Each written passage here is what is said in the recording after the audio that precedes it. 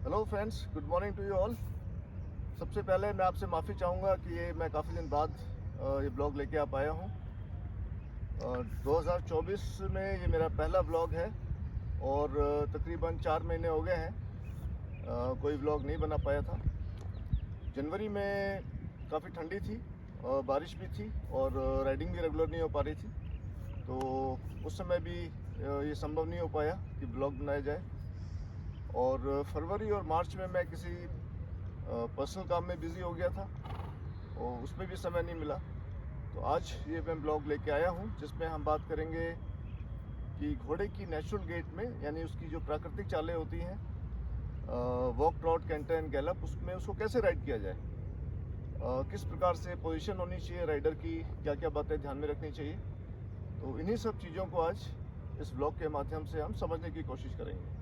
So, without wasting time, let's get going.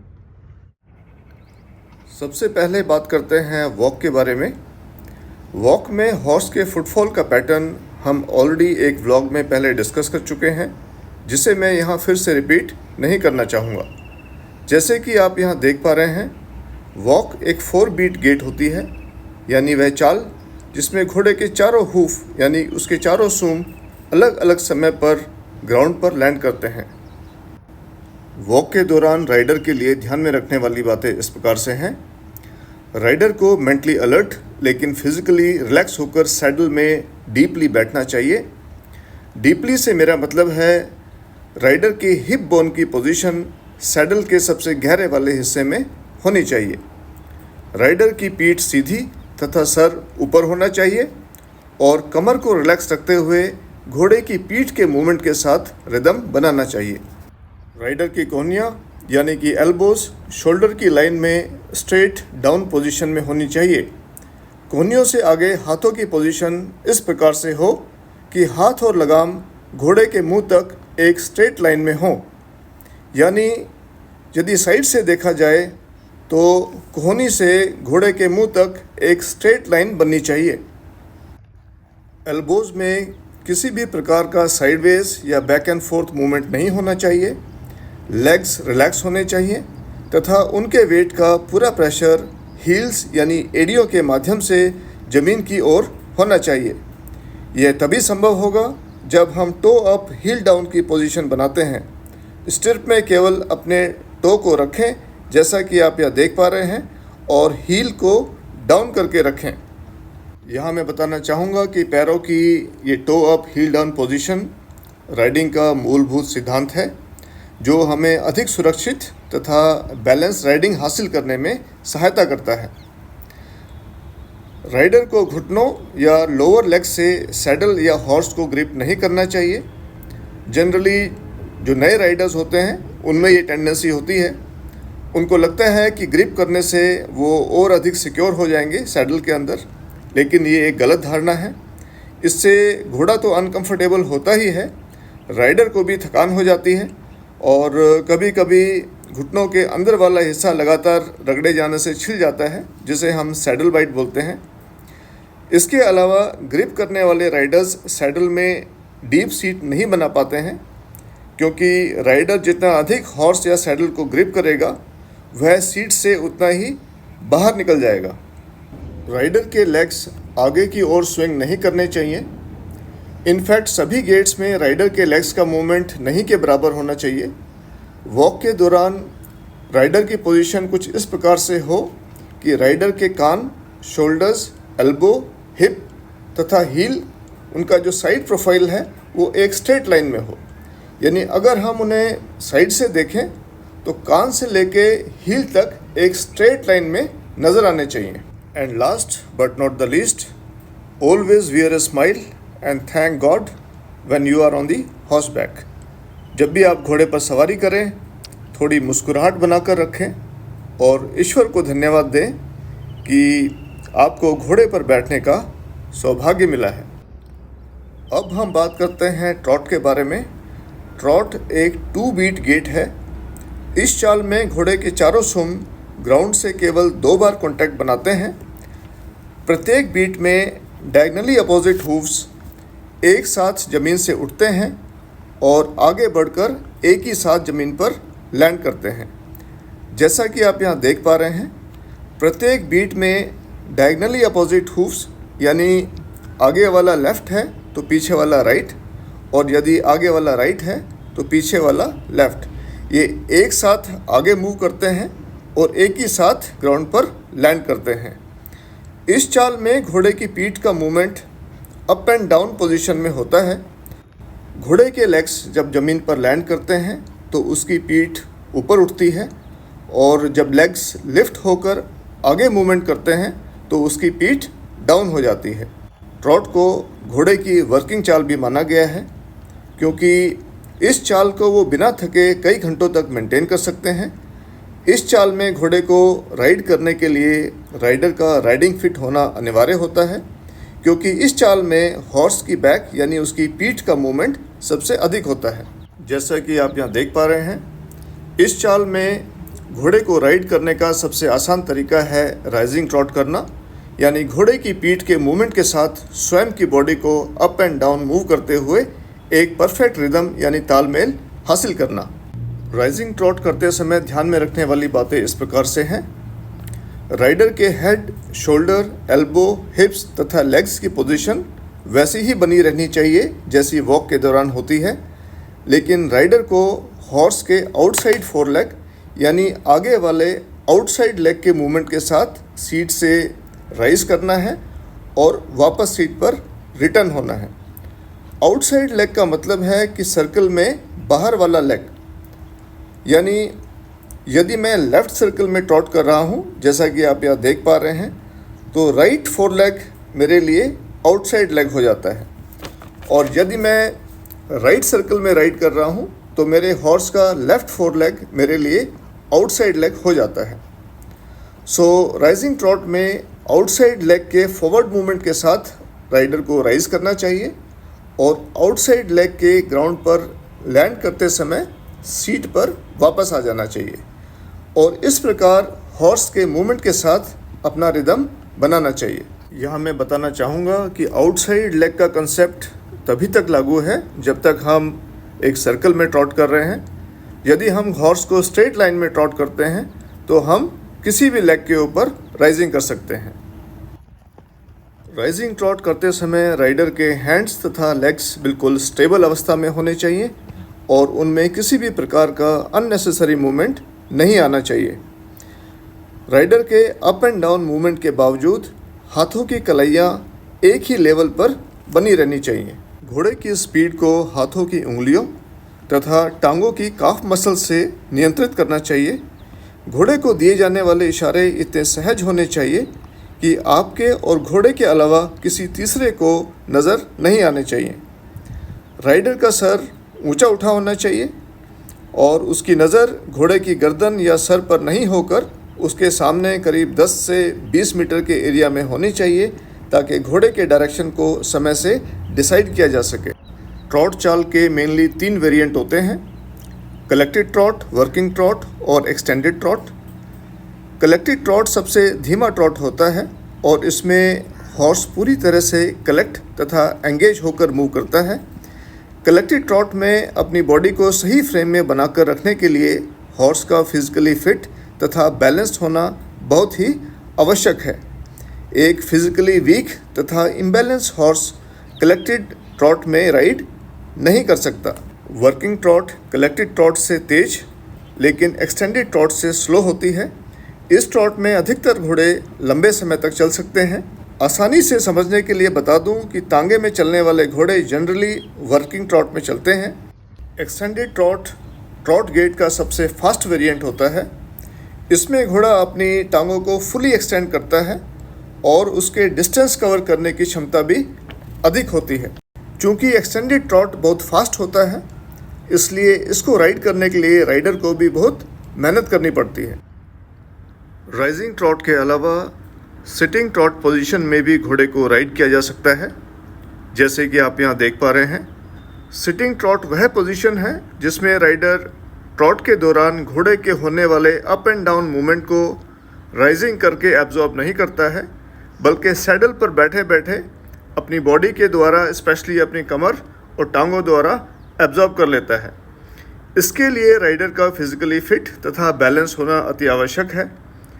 इसके अलावा horse के ट्रॉट की क्वालिटी तथा उसकी फिटनेस तथा बैलेंस भी ये निर्धारित करते हैं कि उसको कितनी आसानी से सिटिंग ट्रॉट किया जा सकता है।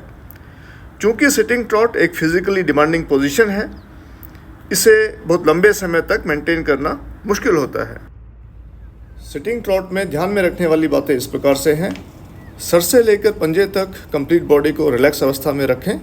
कमर को स्टिफ बिल्कुल ना करें। घोड़े को टांगों से ग्रिप ना करें, केवल सॉफ्ट कांटेक्ट बनाकर रखें। स्टीरअप की लंबाई ज़्यादा न रखें, ऐसा करने से बैलेंस बनाने में प्रॉब्लम हो सकती है। बॉडी को अपराइट पोजीशन में रखें, शोल्डर्स को स्क्वायर तथा हैंड्स को स्टेबल रखें। घोड़े की रिदम के साथ अपनी बॉडी का तालमेल बनाएं। शुरू में 2-3 स्ट्राइड्स पर सिटिंग ट्रॉट करें और फिर वापस राइजिंग ट्रॉट या वॉक के ऊपर आ जाएं। फिर से रिदम सेट करने के बाद वापस सिटिंग ट्रॉट पर आ जाएं और इस प्रकार से धीरे धीरे सिटिंग ट्रॉट का समय बढ़ाते जाएं। घोड़े के हाइंड क्वार्टर्स हमेशा एंगेज रखें और उसे बिट पर लाकर राइड करें। Engagement of hind quarters and riding on the bit are 2 important guiding principles of riding. ये दोनों राइडिंग के प्रमुख सिद्धांतों में से हैं और इनको हम जल्दी ही एक स्पेशल ब्लॉग के माध्यम से समझने की कोशिश करेंगे। सो फ्रेंड्स, आगे बात करते हैं घोड़े की तीसरी नेचुरल गेट कैंटर के बारे में। जैसा कि हम अभी तक जान चुके हैं कि कैंटर घोड़े की 3 बीट गेट होती है। यह आमतौर पर ट्रॉट से अधिक स्पीड वाली तथा गैलप से कम स्पीड वाली चाल होती है। कैंटर के 2 प्रकार होते हैं, राइट लीड कैंटर तथा लेफ्ट लीड कैंटर। जैसा कि आप यहाँ देख पा रहे हैं, यह है right lead canter. Right lead canter में घोड़े के फुटफॉल का सीक्वेंस इस प्रकार से है। कैंटर स्टार्ट होते ही घोड़े का लेफ्ट रियर यानी कि बायां पिछला लेग आगे की ओर मूव करता है और जैसे ही वो ग्राउंड पर लैंड करता है, राइट लीड कैंटर की पहली बीट पूर्ण हो जाती है। इस बीट के दौरान घोड़े की बाकी टांगें हवा में होती हैं तथा सेकंड और थर्ड बीट की ओर मूव कर रही होती हैं। सेकंड बीट में पिछला दाहिना तथा अगला बायां लेग एक साथ ग्राउंड पर लैंड करते हैं। इस क्षण में राइट फोर यानी कि अगला दाहिना लेग हवा में होता है तथा बाकी तीनों लेग्स ग्राउंड पर। राइट लीड कैंटर की थर्ड बीट में घोड़े का अगला दाहिना लेग एक्सटेंड करते हुए ग्राउंड पर लैंड करता है। थर्ड बीट में घोड़े की बाकी तीनों टांगें ग्राउंड को छोड़ देती हैं और वापस हवा में आ जाती हैं। इस क्षण में घोड़े का पूरा वजन अगली दाहिनी यानी कि राइट फोर लेग पर आ जाता है। कैंटर के थर्ड बीट के अंत में घोड़े की चारों टांगें हवा में होती है, जैसा कि आप यहाँ देख पा रहे हैं। इसे कहते हैं मोमेंट ऑफ सस्पेंशन। इसमें समझने वाली बात यह है कि घोड़ा जितना तेज़ी से कैंटर करता है, उसका मोमेंट ऑफ सस्पेंशन उतना ही अधिक लंबा होता है।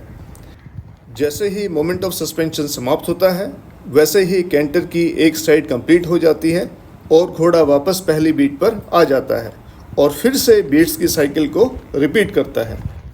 घोड़ा यदि राइट सर्कल में हो तो उसे राइट लीड पर कैंटर करना चाहिए और यदि वो लेफ़्ट सर्कल में हो तो उसे लेफ़्ट लीड पर कैंटर करना चाहिए। लेफ़्ट लीड कैंटर में घोड़े के फुटफॉल का पैटर्न राइट लीड कैंटर से ठीक विपरीत हो जाता है। घोड़े को यदि स्ट्रेट लाइन में कैंटर करवाना हो तो उसे हम किसी भी लीड पर कैंटर करवा सकते हैं। एक जानकार राइडर अपने हॉर्स को नियमित रूप से दोनों लीड पर कैंटर वर्क देता है ताकि घोड़ा दोनों ओर से स्ट्रॉन्ग तथा बैलेंस बन सके। यदि आप एक नए राइडर हैं तो कैंटर राइड करते समय ध्यान में रखने वाली बातें इस प्रकार से हैं। कैंटर राइड करने से पहले हॉर्स को ट्रॉट में राइड करना अच्छी प्रकार से सीख लें। कैंटर सीखने के लिए एक एक्सपीरियंस्ड, बैलेंस तथा फिट घोड़े को राइड करें। कमज़ोर तथा इम्बैलेंस घोड़ा आपको गिरा सकता है। कैंटर राइड करते समय किसी भी प्रकार का स्ट्रेस ना लें और अपने आप को फिजिकली रिलैक्स तथा मेंटली काम लेकिन अलर्ट रखें। कैंटर राइडिंग को 3 स्टेजेस में आसानी से सीखा जा सकता है। स्टेज 1 में 2 पॉइंट कॉन्टैक्ट कैंटर, स्टेज 2 में 3 point contact with light seat और स्टेज 3 में 3 point contact with full seat. 2 point contact में हमारा पूरा बॉडी वेट केवल 2 पॉइंट्स यानी हमारे पंजों के माध्यम से दोनों स्टिरिप्स पर आधारित होता है। इन दोनों पॉइंट्स के अलावा हमारी बॉडी का कोई भी पार्ट घोड़े की बॉडी से किसी भी प्रकार का सपोर्ट नहीं लेता है। 2 पॉइंट कॉन्टैक्ट शुरू करने से पहले खड़े घोड़े पर 2 पॉइंट कॉन्टैक्ट की सही पोजीशन की प्रैक्टिस कर लें। 2 पॉइंट पोजीशन में ध्यान में रखने वाली बातें इस प्रकार से हैं। अपनी एडी को डाउन तथा पंजों को अप रखें। अपनी एडियों को सीट की लाइन के बीचों बीच रखें, ना आगे ना पीछे, बिल्कुल सीट के नीचे। स्टिरप्स की लंबाई एडजस्ट कर लें ताकि आप अपनी सीट को कंफर्टेबली सैडल से ऊपर निकाल पाएँ। अपनी कमर को बेंड करके अपने शोल्डर्स को पीछे रखें ताकि आपकी बॉडी का जो सेंटर ऑफ ग्रेविटी है वो सैडल के सेंटर में बनी रहे। अपने हाथों को घोड़े की गर्दन या सैडल से ऊपर रखें, उनसे किसी भी प्रकार का सपोर्ट ना लें। रेंस को शॉर्ट करके पकड़ें तथा अपने हाथों को आगे एक्सटेंड करके रखें। अपना सर अपराइट रखें, झुकाएं नहीं तथा सामने देखें। घोड़े के मूवमेंट के साथ अपनी बॉडी का रिदम हासिल करें। सेफ्टी पॉइंट ऑफ व्यू से जब तक आप 2 पॉइंट पोजीशन को घोड़े की ट्रॉट में पूर्ण रूप से हासिल नहीं कर लेते हैं, तब तक आपको कैंटर नहीं करना चाहिए। जब आपकी बॉडी इस पोजीशन को मेंटेन करने के लिए फिट हो जाती है और जब आप पूरी तरह से कॉन्फिडेंट हो जाते हैं, तभी आपको कैंटर ट्राई करना चाहिए।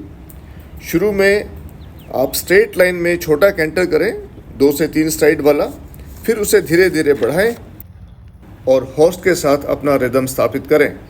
शुरू में आप ओपन एरिया में कैंटर ना करें, सॉफ्ट ग्राउंड वाले एनक्लोज एरिया में ही कैंटर करें ताकि यदि आप बैलेंस लूज़ कर देते हैं और गिर जाते हैं तो आपको कोई इंजरी ना हो। 2 पॉइंट कॉन्टैक्ट में कॉन्फिडेंस आने के बाद आप 3 point contact with light seat ride कर सकते हैं। इस पोजीशन में हमारा मैक्सिमम वेट टोज पर ही होता है, लेकिन हल्का सा सपोर्ट हम सैडल से हासिल कर लेते हैं, जिसे हम लाइट सीट बोलते हैं, जैसा कि आप इस वीडियो में देख पा रहे हैं। 3 point contact with light seat के बाद हम 3 point contact with full seat start कर सकते हैं। इस पोजीशन में हमारा मैक्सिमम वेट सीट के ऊपर होता है और बाकी का वेट हमारे टोज़ के माध्यम से स्टिरअप के आयरन पर होता है और हमारी बैक अपराइट हो जाती है और हाथ थोड़े पीछे आ जाते हैं, जैसा कि आप इस वीडियो में देख पा रहे हैं।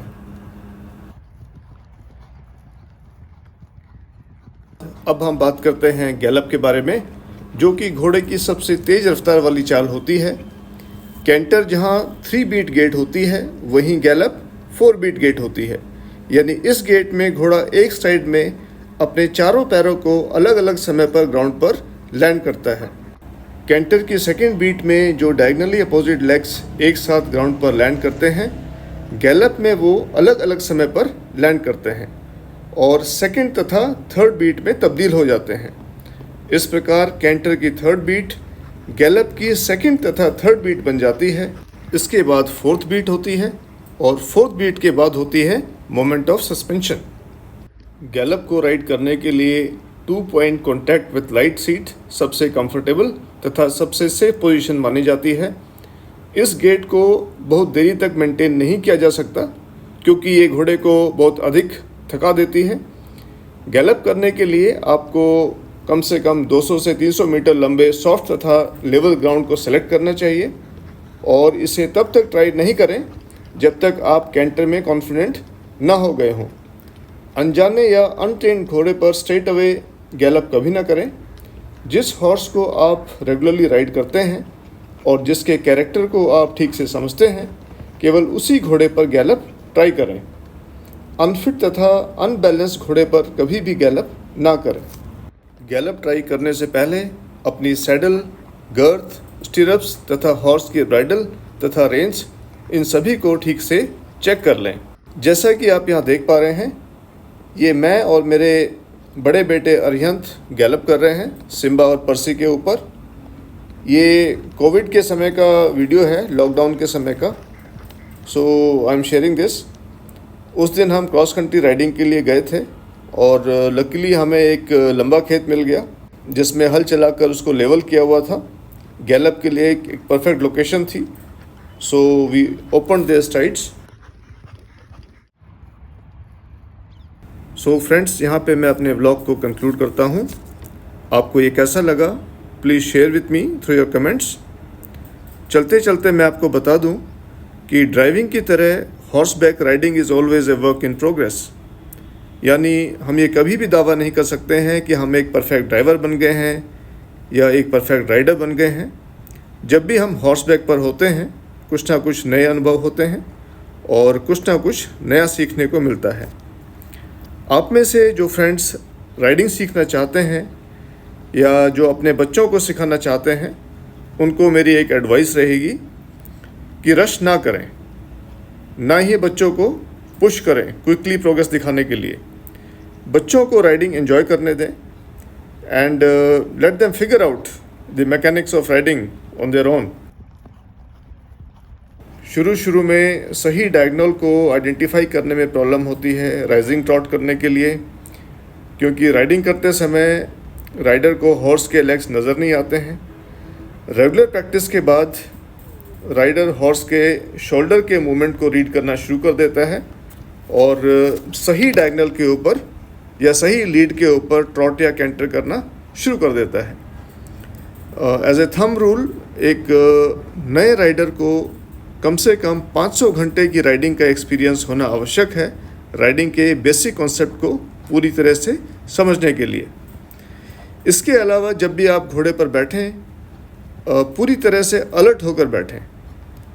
हॉर्सेस बहुत ही ज़्यादा डरपोक जानवर होते हैं और उनका जो फ्लाइट रिस्पॉन्स होता है वो बहुत ही ज़्यादा डेवलप्ड होता है। यानी कि किसी भी खतरे का थोड़ा सा अंदेशा उनको अगर हो जाए तो भाग खड़े होते हैं। ऐसा होने से राइडर के गिरने की संभावना बनी रहती है यदि आप अलर्ट होकर नहीं बैठे तो। इसी के साथ एक छोटा सा वीडियो मैं शेयर कर रहा हूँ। ये मैं मंगल पर कैंटर कर रहा हूँ और मेरा राइट हैंड पेड़ की एक टहनी से थोड़ा सा टच हो जाता है, जिसकी आवाज़ सुनकर मंगल एकदम घबरा जाता है। यहाँ यदि मैं अलर्ट नहीं होता तो गिरने की संभावना भी हो सकती थी।